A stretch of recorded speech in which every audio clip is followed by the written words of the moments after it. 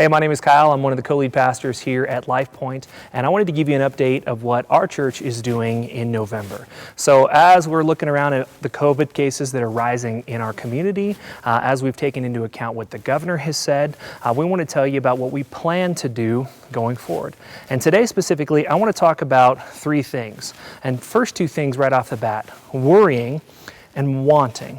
So we've kind of been stuck in this pendulum because we've been worrying about what we should do. So for most of us, we're thinking, man, I want to go out and live my life. I want to go out with friends. I want to go to restaurants. I want to go to church. I just want to live my life.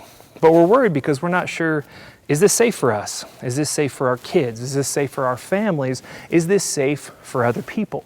And so a lot of us have chosen to stay at home. A lot of us have chosen to do nothing because we're worried about what might happen.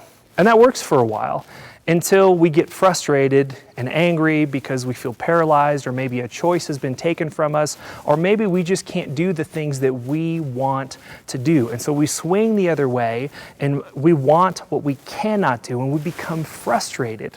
And so that kind of dominates our life for a while. And then as we watch something on the news, or maybe we look at our family and we see what's going on, we come back to worrying because we're like, man, we don't want to put ourselves or other people in harm's way. And I think we've been doing that a lot in the last 10 months. But I think actually God gives us a better option, a third option. But in order to get there, we actually have to deal with the worry because we can't just set that aside. What's interesting is that Jesus says these words. He says, do not worry, right? Do not worry what you should eat, what you should drink, or what you should wear. For the pagans, people who do not believe in God, they run after all these things, but your heavenly Father knows that you need them. He knows that you need them. But seek first, here's what you should want, seek first His kingdom and His righteousness. And all of these things, your needs, God says, He will provide to you. They will be given to you as well.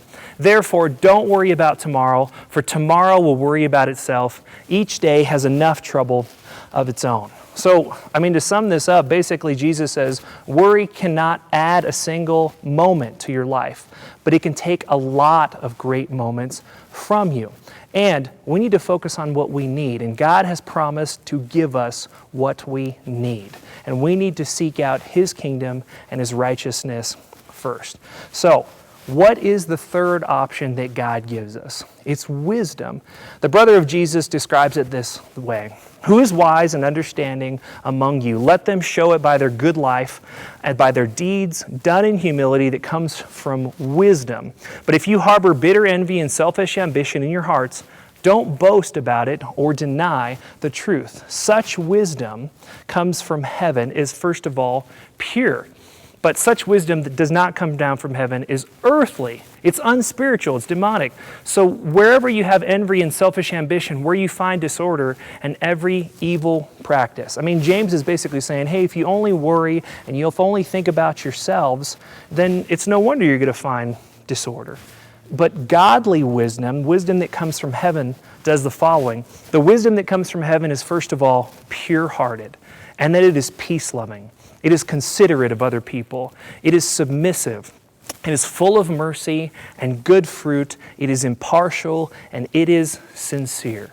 And peacemakers who sow in peace reap and harvest of righteousness. So here's what we want to do right now. We're not going to focus on worrying about what we should do. We're not going to focus on what we want to do that we can't.